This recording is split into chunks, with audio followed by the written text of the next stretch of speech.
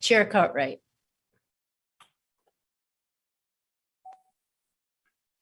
Thank you, Madam Chair, and Secretary Haaland. What a delight it is for us to have you at the helm of Interior. You are carrying on a proud family legacy of public service with your father, a 30-year Marine Corps combat veteran, recipient of the Silver Star for Valor. Your mother, a Navy veteran, 25 years in the BIA herself. Thank you for doing this service and carrying on your proud family legacy.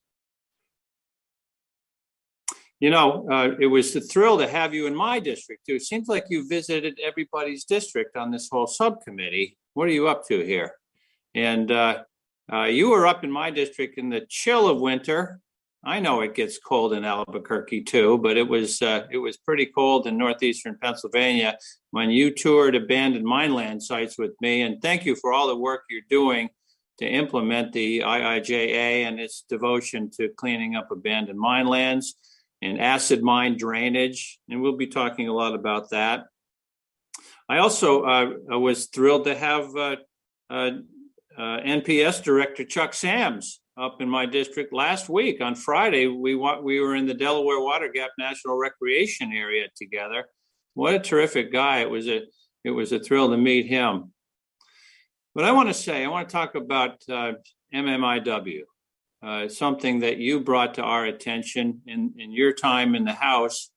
You were a leader in tackling the crisis of violence against Native Americans, in particular, the crisis of missing and murdered Indigenous women and persons in general. Under your leadership, our 116th Congress, we passed the Not Invisible Act of 2019, which directed the Department of the Interior and the Department of Justice to establish a joint commission to advise both departments on intergovernmental coordination and best practice, looking to hear from law enforcement, tribal leaders, survivors, and other important voices.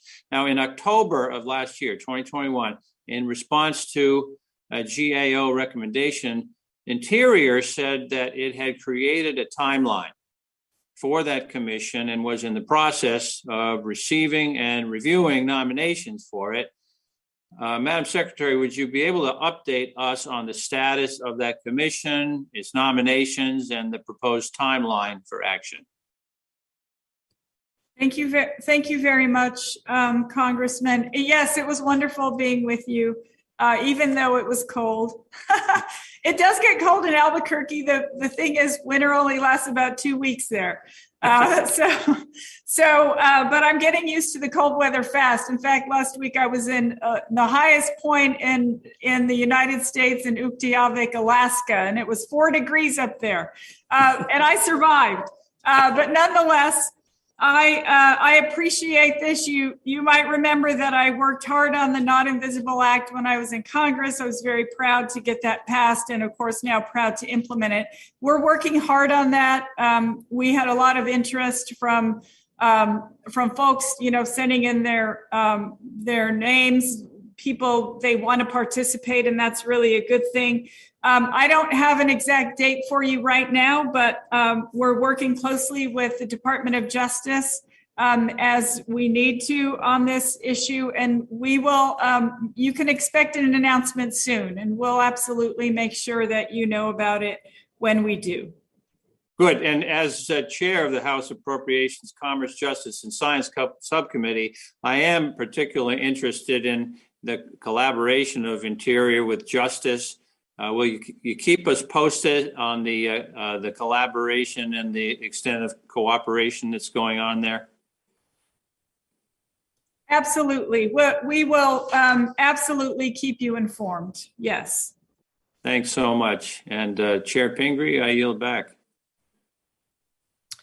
Thanks very much for your important question. Well, Secretary Haaland, with your indulgence, we'll go to a second round of questions for any members who have things that they would like to discuss. And I'll start with a topic that I'm interested in. These are the USGS Climate Adaptation Science Centers. In fiscal year 2022, the bill provided an increase of $10.6 million for the National and Regional Climate Adaptation Science Centers, known as CASCs. This is a great partnership-driven program based out of host universities that goes ahead and analyzes the impact of climate change on ecosystems and natural resources and develops adaptations to protect natural places and local communities. So I'm curious to hear you talk about how the funding increase in 22 will be allocated, what critical science needs it will be focused on. And in the 23 budget, there's an increase of $32.5 million for national and regional climate adaptation science centers. And I'd love to hear more about how this will further the ongoing work of supporting climate science needs. So can you discuss that a little bit? Thank you very much, Chairwoman. And, I'm really proud here. We have the best team of scientists at the USGS, and they work hard every single day. And I've had a chance to visit with many of them. So the USGS Climate Science Center partnerships with universities, as you know, they conduct climate research and strategies to minimize regional climate impacts. In the Southwest, we're partnering with the U.S. Forest Service and other public land managers to inform post-fire forest recovery strategies, which we know in this day and age is extremely important, especially in light of climate change. In your state, we're working with the Wabanaki tribal nations to mitigate climate impacts to critical tribal natural resources, building a regional tribal network for climate adaptation, documenting culturally appropriate adaptive management tools and techniques for tribal leaders. We feel very committed to ensuring that tribes have opportunities to move on these issues as well. And I may as well mention here, Chairwoman, that tribal ecological knowledge is something that is extremely important to us. We feel very committed to and grateful, in fact, that we're able to learn from tribes who have stewarded these lands since time immemorial, for a lot longer than our country has been a country. So wherever it's possible, we are working with tribes in that area as well. Yeah, thank you for bringing that up. And I really appreciate your unique perspective on that.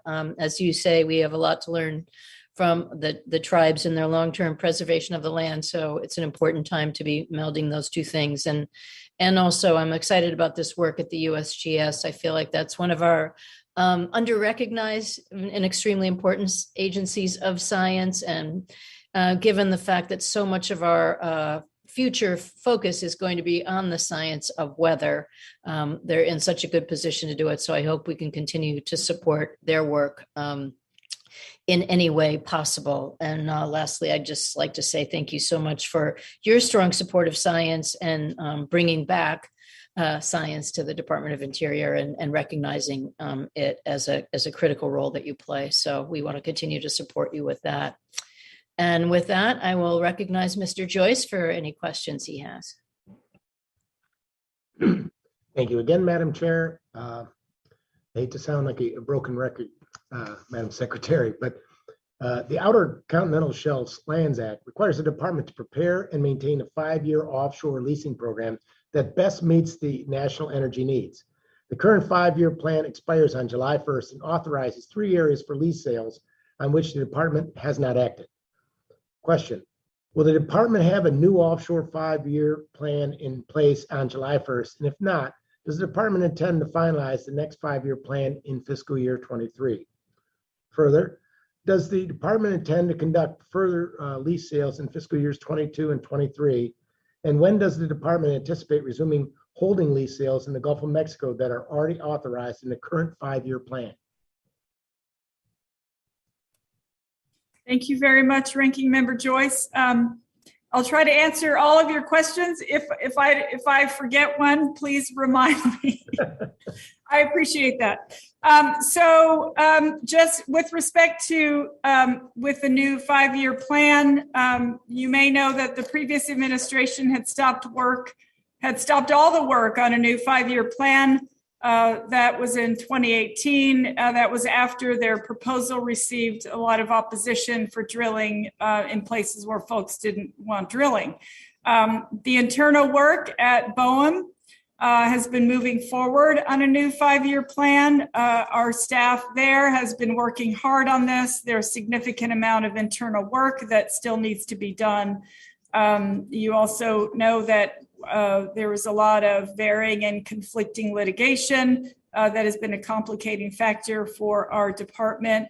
And of course, we're always happy to update you on timing as our work continues in that area. And were you asking about the status of remaining lease sales? Yes. As well? Okay. So the current 2017 through 2022 National OCS program that expires on June 30th, there are 3 scheduled lease sales remaining, 258, 259, and 261. Our recent court decisions have impacted work on remaining lease sales for that period of time.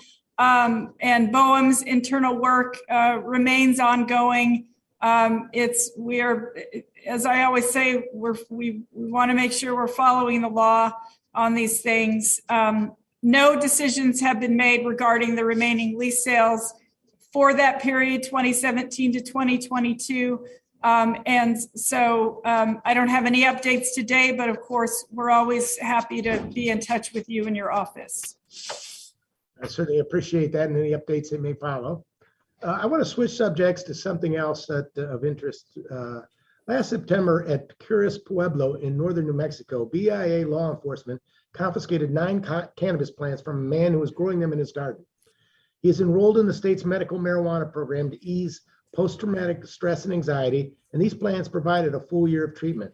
Though not a tribal member, the gentleman lives on a pueblo where the tribe, like the state, has decriminalized medical marijuana. The incident has sent a chill through Indian country as tribes are unsure if the federal government will continue to enforce and prioritize federal marijuana laws only on reservations. Do you agree with BIA's law enforcement action in this case? And further, have you taken or do you plan to take any steps to change policy from such actions occurring in the future where both the state and the tribe have legalized medicinal marijuana?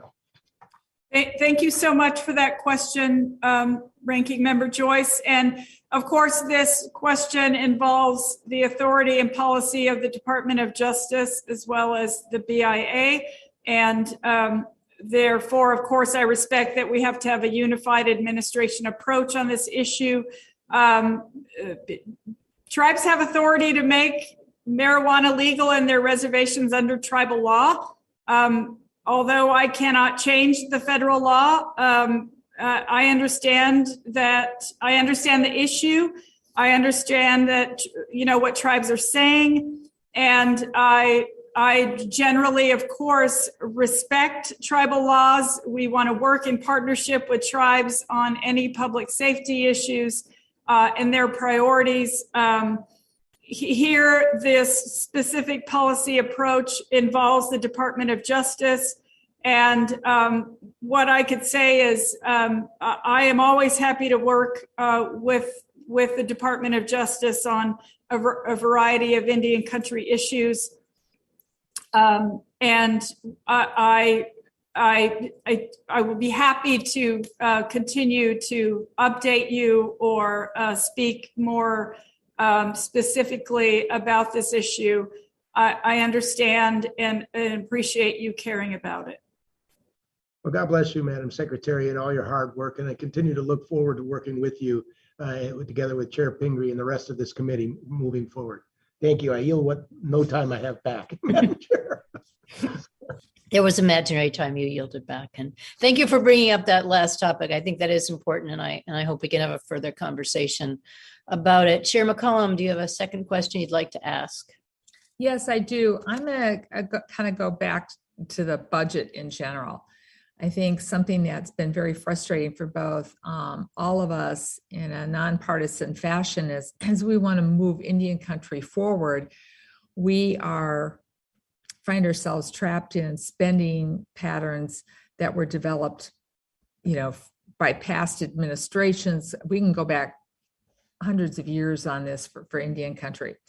So I'm encouraged to see the administration trying to do the right thing in moving towards the way contract support costs are being held and payments for tribal leases are being held by changing that in a way to reclassify them as mandatory spending, because they are obligations, they are not options. And when this committee is forced to treat them as options because Chair Pingree has EPA, Bureau of Land Management, and so many other responsibilities in here, to try to get the right thing done the right way becomes very hard. So I would like you to talk a little more about how living up to our trust and treaty responsibilities by treating these as mandatory will not only help right wrongs in Indian country, but will also help engage all the important work that you do side by side with this committee for all the other spending we need to do. And if you have a comment, and maybe in lieu of taxes, also, I believe, used to be mandatory, and then it was made non-mandatory by previous Congress. That's also had a huge impact on our ability to do things right for the Department of Interior. And that year alone, it has a 10% increase. And I'm a recipient, my state's a recipient of payment in lieu of taxes. I think it's the right thing to do, but that also should be mandatory. So I'm going to give you 3 minutes to talk big picture about how we can right size this budget. Thank you. Thank you very much, Congresswoman. And I mean, generally, if tribes don't have to worry about certain parts of their budget, then they're free to work on things that they know will help their communities. I think it's difficult for them sometimes to plan ahead when they don't know what they can expect. And of course, we appreciate everything that the Congress does and your committee does to ensure that we have the best support possible to give to tribes. With respect to contract support costs and tribal lease payments, the budget proposes to reclassify funding for tribal contract support costs and tribal 105L lease payments from discretionary to mandatory in 2023. Yes, that would be a game changer for tribes. And as I mentioned, they wouldn't have to fight for these funds every year or trade off or cuts to other tribal programs. It's sort of like, you know, everything's important. And as you stated, if you recall, when I first came into Congress, shortly before I was sworn in, the U.S. Commission on Civil Rights came out with a Broken Promises report and pretty much laid that out. Over decades and decades, that tribes have been underfunded in so many ways. So we recognize that. We think that the 105L lease funding would allow tribes to drive infrastructure investments, which we know is incredibly important to them. You know, sometimes folks just want to have running water, or they just want to be able to log onto the internet, and their kids should be able to attend a school that isn't going to, you know, flood when they walk in. These are all things that we know would be a tremendous help to Indian country. This proposal with respect to the 105L leases would ensure that funds are available without reducing funding for other tribal priorities. Everything's a priority in Indian country. And so we will absolutely do our best to make sure that, you know, whatever we can do, we do. And a lot of these priorities, you know, we learn because we feel that tribal consultation is really going to, you know, it's a hallmark of this administration. It's President Biden's priority. It's our priority, not just the Department of the Interior, but across the federal government to consult with tribes. Those are the things they tell us, and we're very grateful that you're listening as well.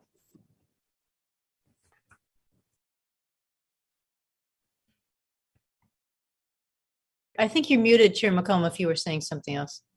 I was just thanking you for being so gracious and such a fabulous chair, and thanking the secretary. Whoa. Thank you. There's never enough thanking of the secretary. Representative Simpson, do you have a question you'd like to ask? There we go. Okay.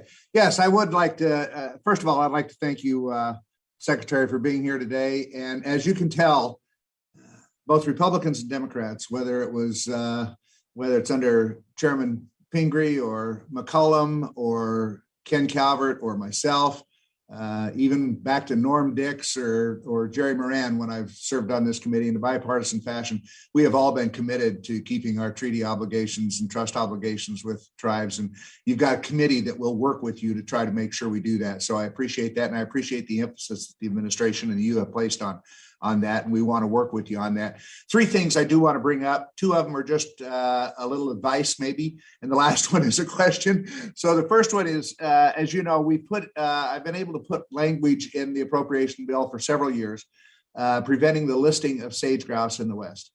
It's not because we don't care about sage grouse. It's because when it was originally started under Secretary Salazar, he encouraged the states to get together and create sage grouse plans with local communities and the federal government. And then to enact those plans. And states have worked very hard to do that. Idaho has worked very hard to do that. If we're going to save sage grouse and the habitat for sage grouse, it's going to take the local communities, it's going to take the states, and it's going to take the federal government. When you list sage grouse, all of a sudden you eliminate the state and local input or a desire to participate in that. So it is, I want you to keep track of that. And remember, we need to keep the states and local communities involved in that. That's the only reason we put that language in there. So that we don't list them. It's not to prevent that we don't care about sage grouse going extinct. That's not the case at all. So that's just a little piece of advice to look forward to. The other one I want to get back to is the personnel in this department. And, coming from the West, that the reason that many of us live in the West is because we love our public lands and we want to have access to those public lands. Access is an issue. Great American Outdoors Act, it was supposed to increase the access to these public lands and stuff, but we are having a real difficult time in trying to enact some of those programs and some of the projects because we don't have the personnel to do that. So whatever we can do to help you get the personnel so that we can move on those in a quicker fashion and implement the intent of the Great American Outdoors Act, as well as other programs, let us know because that's critical. As I said, you can have the best, you can put a lot of money into these programs, but if you don't have the personnel to carry them out, it doesn't really mean anything. Last issue that I want to bring up is we've talked a lot about gas and oil. The other issue is our supply chain and critical minerals in this country. It is a huge issue that we are dependent on, frankly, countries that don't really like us for a lot of the critical minerals. As an example, in Idaho, we have a mine that is developing antimony, golden antimony, that will actually do a cleanup of a previous mine from World War II. It's been 6 years in trying to get that permitted, which is just crazy. We have another one that's cobalt mine. They've been over a decade getting the permitting for that. What are you doing, or what should we be doing to streamline the permitting process so that we can have access? We have all these critical minerals and rare earths in the United States. Most of them are located on public lands. So we need the access. We need to streamline the permitting process so that there can be some certainty in that, and that we don't become more and more dependent on, frankly, people that don't like us for some of these rare earths and critical minerals. So what can we do to help you streamline this process so that we can get access to these? Thank you so much for the question, Congressman. And so the permitting process ensures mining of critical minerals is not done at the expense of natural resource and tribal rural communities. We recognize the importance of critical minerals and the need to improve the process. As you know, President Biden believes very strongly in energy independence here in our country, and critical minerals are important to our move on this transition to clean energy. We established an interagency working group that will recommend reforms to the hard rock mining laws and permitting regulations. One of the goals of that interagency working group is to improve the permitting efficiency and the outcomes. Yes, 10 years is a long time. I recognize that. This report will be delivered to Congress later this year with some recommendations. We would appreciate your input at that point. Just know that BLM continues to process mining applications currently, including those for lithium, vanadium, and other critical minerals. They'll continue to do that, and we are working on on the permitting efficiency and outcomes. So thank you so much for the question, and happy to give you more details as time goes on. Thank you. I look forward to working with you on that because it's something critical we've got to do. And of course, with the goal of batteries, wind power, nuclear power, all of those kind of things, a mineral like antimony is critical to all of those things. So achieving some of your other goals, it's important that we have those critical minerals. But thank you, Chairwoman Pingree, and thanks for this hearing. And thank you, Secretary, for being here today. Yeah, thank you very much, Mr. Simpson. I think that is a really important topic that you brought up at the end, and I will look forward to having a chance to hear more about it. I think we're all going to learn the names of minerals that we never knew existed before, and we got to do a crash course in that. So, Secretary Haaland, thank you so much for the time you spent with our committee today. We are really pleased to have you in your role. Thank you for bringing your experience and your perspective to that role. We look forward to continuing to work with you on this year's budget. And thank you to Mr. Joyce for being part of this important hearing. And with that, seeing no more questions, the hearing is now adjourned. Thank you.